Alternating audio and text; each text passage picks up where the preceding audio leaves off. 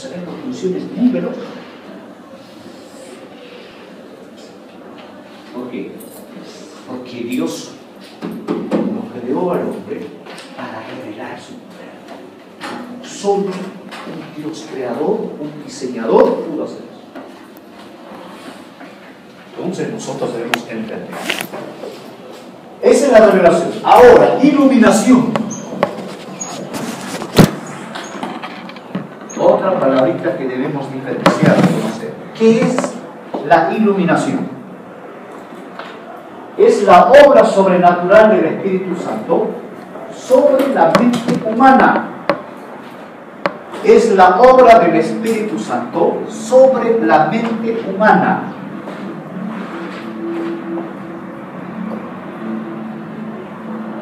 Para hacerle susceptible a la comprensión de los misterios divinos. Vuelvo a decir, iluminación es la obra sobrenatural del Espíritu Santo sobre la mente humana, para hacerle susceptible a la comprensión de los misterios divinos. Es decir, comprender su palabra. ¿Correcto? ¿Qué es iluminación entonces? A ver, alguien que... Obra del Espíritu Santo sobre la mente para... sobre la mente humana. Para ser susceptible a conocer la palabra de Dios. Para comprender la palabra. Tú cuando agarras la Biblia, nunca agarres una palabra pidiendo al Espíritu Santo la iluminación para que Él te dé esa capacidad para que puedas comprender los mensajes revelados aquí en su palabra. Tú vas a Daniel y vas a encontrar tantas cosas ahí, bestia, hombre, animal. Vas a Apocalipsis, vas a Proverbios, encuentras tantos principios, cosas que dicen, pero ¿cómo es esto? Cuando tú pides iluminación a Dios, Él te va a dar capacidad tu mente, va a incluir a través del Espíritu Santo en tu mente para que tú puedas comprender su palabra. Entonces, nunca podemos, cuando nosotros oramos al Señor Jesús, pidiéndole para que nos dé a entender su palabra, nunca podemos decir, Señor, por favor, inspírame. Dios solamente dio inspiración ¿a quién? A ciertos hombres. Si tú oras, Señor, inspírame por favor para entender tu palabra. No, Dios no puede dar eso. Dios solamente da a ciertos hombres, la facultad que Dios tiene para escoger a ciertos hombres. Tampoco puede decir, Señor, por favor, revélame tu palabra. No, porque la revelación, ¿qué es? Es lo que Dios se da a conocer de Él mismo a través de Él. Cuando nosotros queremos ayuda para comprender la palabra de Dios, tenemos que decir, Señor, ilumina. Quiero comprender tu palabra. Que tu Espíritu Santo, Señor, pueda ayudarme y tocar mi mente para que yo pueda comprender tu palabra. Si yo preguntara en el examen y dijera, hazme una diferencia entre iluminación, revelación e inspiración. Hasta aquí ya sabes qué es inspiración, qué es revelación y qué es iluminación. ¿Sí? ¿Alguna pregunta? ¿Está clarito? ¿Está clarito como el mar del Callao? ¿Clarito, clarito? Muy bien. Para ir terminando, vamos a ver. Quiero borrar esto.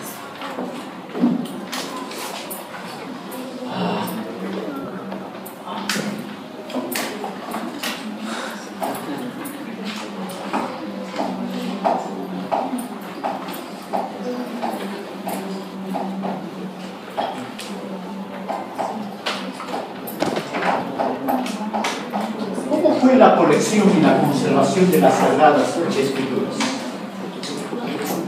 Colección y conservación de las Sagradas Escrituras. colección y conservación de las Sagradas Escrituras. En primer lugar, debemos entender, muchachos, que la Biblia tuvo su origen en diferentes lugares y tiempos. La Biblia, estamos hablando de la Biblia. Esto es un asunto muy importante, que la Biblia tuvo sus orígenes en distintos lugares, en distintos tiempos, épocas, y hemos visto eso.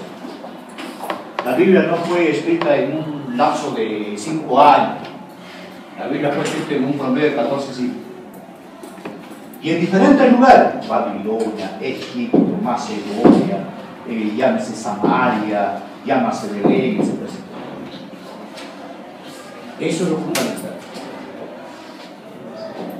Otro dato importante es que la Biblia, en un principio,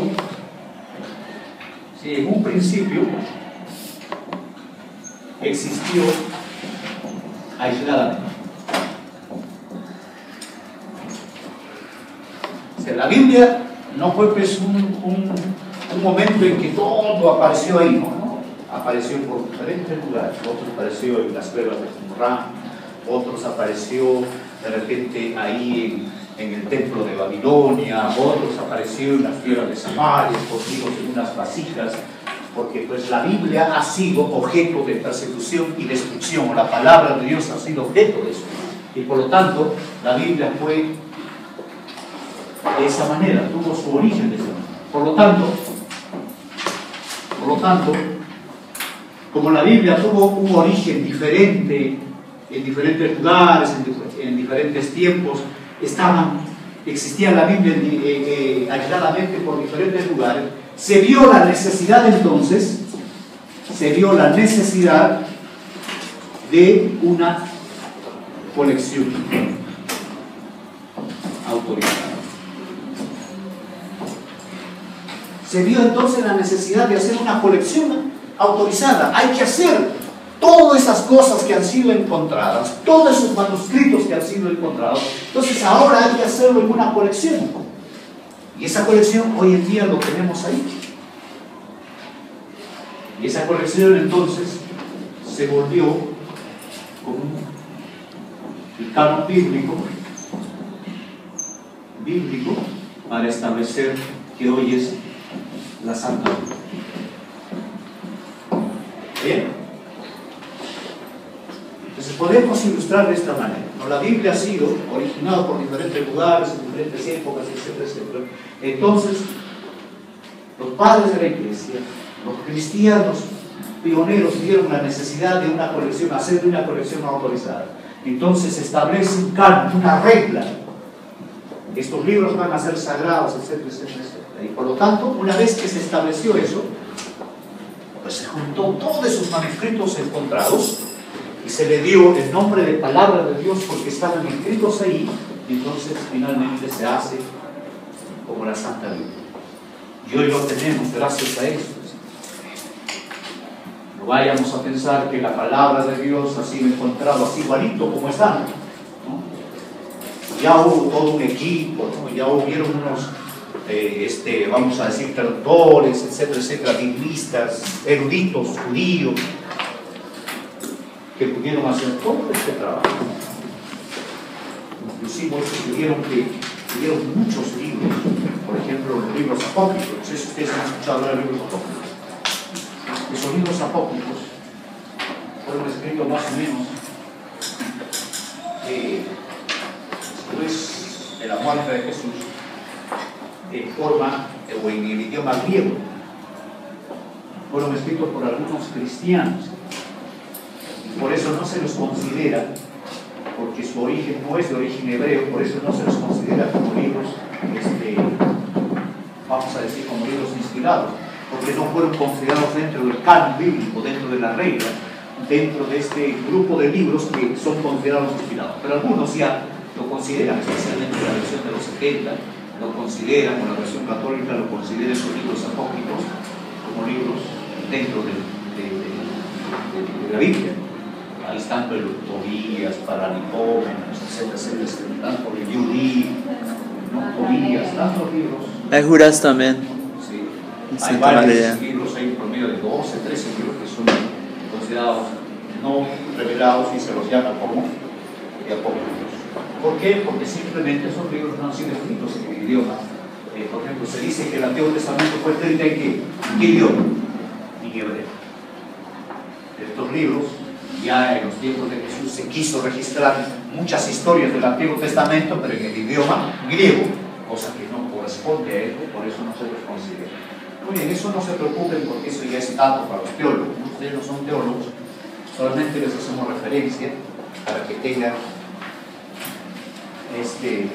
alguna idea. Vamos a poner historia del Antiguo Testamento.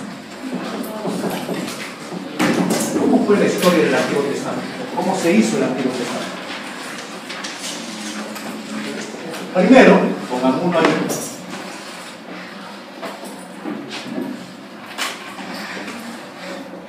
Se encontró una colección completa.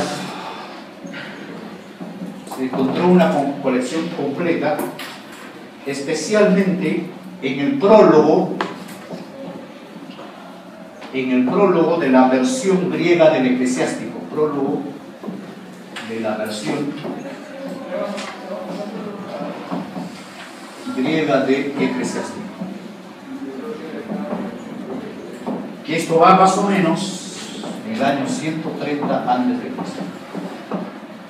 Entonces, ahí, en este prólogo de la versión griega del Eclesiástico, se habla de la ley, los profetas y otros libros, que esto era el Pentateuco, o los libros de Moisés. En primer lugar, se completa o se encuentra más o menos en el año 130 a.C., en una versión griega del Eclesiástico, que en el prólogo se menciona ¿qué cosa? La ley, los profetas, que eran los libros de Moisés o el Pentateuco. 2. Filón, en el año 20 a.C., menciona en sus escritos los usos de las leyes y los oráculos producidos por los profetas. Menciona el uso de las leyes y los oráculos, producidos por los profetas, o los himnos, que eran en otras palabras el Pentateuco. Cuando decimos la ley o el libro de los profetas, estamos diciendo al Pentateuco, eran conocidos. Entonces Filón, en el año 20 a.C., él menciona el uso de las leyes y los oráculos producidos por los profetas, los himnos y otros escritos que estaban. 3. El historiador Flavio Josefo.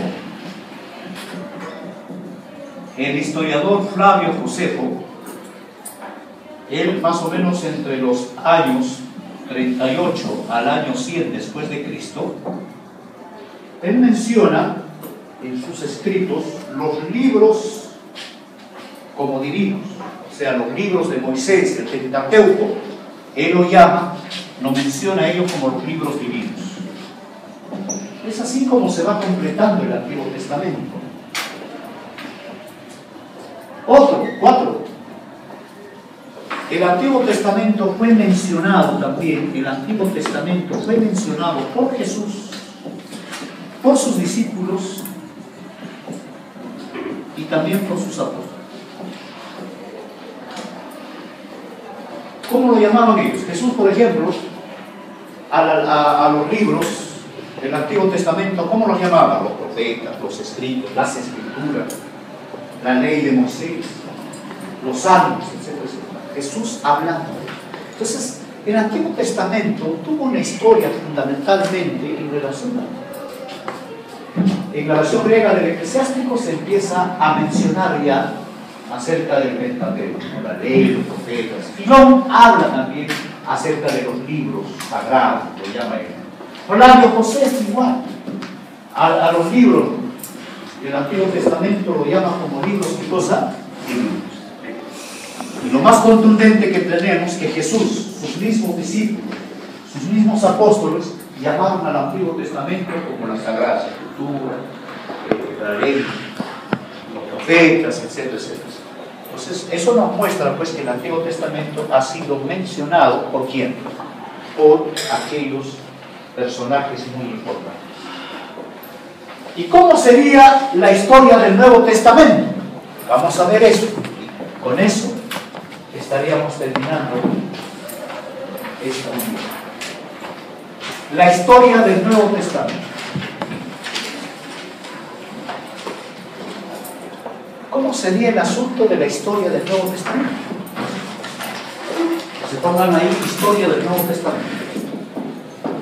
Historia del Nuevo Testamento. 1.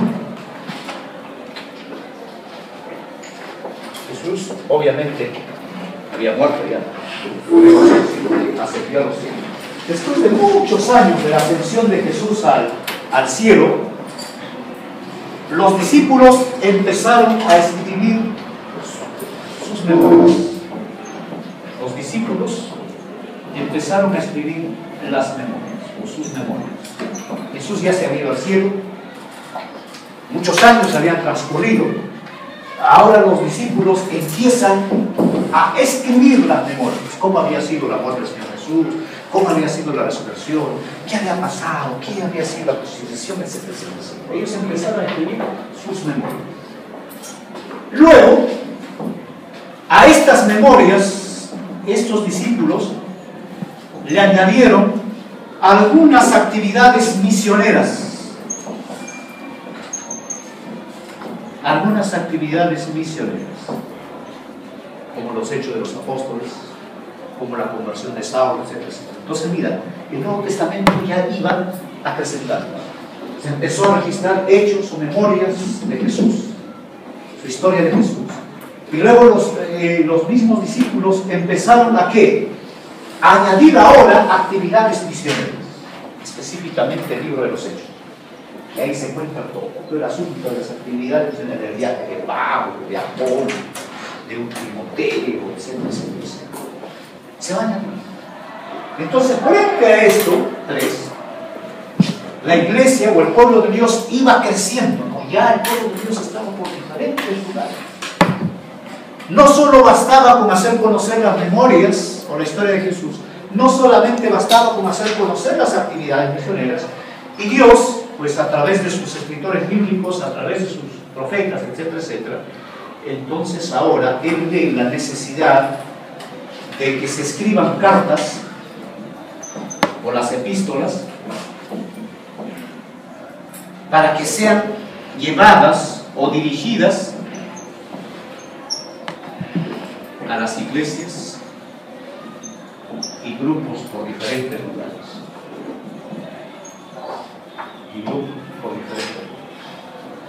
Así se realizó el asunto del Nuevo Testamento. Después de la ascensión, hay un dato específico aquí. Después de la ascensión de Jesús, se empieza a escribir ¿qué cosa? El Nuevo Testamento. ¿Cómo? Los discípulos empiezan ¿a qué? A escribir las memorias, a registrar todo lo sucedido. No olviden que detrás de todo esto estaba el Espíritu Santo, cuidando que las historias o las memorias, los registros bíblicos que se estaban escribiendo no sean transgiversados, porque Dios había escogido ese personaje. Luego a esas memorias le añaden ¿qué cosa? Las actividades misioneras. Se empieza a escribir todo lo que había ocurrido: conversión de Pablo, los viajes de Pablo, el establecimiento de las iglesias. Y la iglesia fue creciendo por diferentes lugares. Entonces ahora Dios dice: no, hay que mandar todos los mensajes a través de cartas y epístolas. ¿Por qué? Porque ya hay en diferentes lugares muchas iglesias, muchas congregaciones, muchos grupos. Y la única manera de que mi mensaje, de que mis normas sean llevadas, es pues a través de cartas y epístolas. Y acá se empiezan a escribir todas las cartas del Nuevo Testamento, las epístolas de Pablo, las epístolas de Juan, las epístolas de Judas, Santiago, etc. nos empiezan a estudiar. Y todo esto ha tenido pues un proceso largo de siglos y siglos, que finalmente hoy lo tenemos aquí, como palabra de Dios. Y esto es fundamental. Entonces nosotros no podemos menospreciar este libro sagrado. Ama, lea, respeta. Eso es fundamental. Esto te hará esto te traerá bendición para que nosotros podamos, hijos, fundamentalizar. ¿Está bien? Muy bien, ahora ya no tenemos tiempo, pero voy a dejar una pequeña tarea. Júntense por grupos de la vez pasada, por favor. Así como se ha apuntado la vez pasada, para la próxima clase, por favor, me van a traer,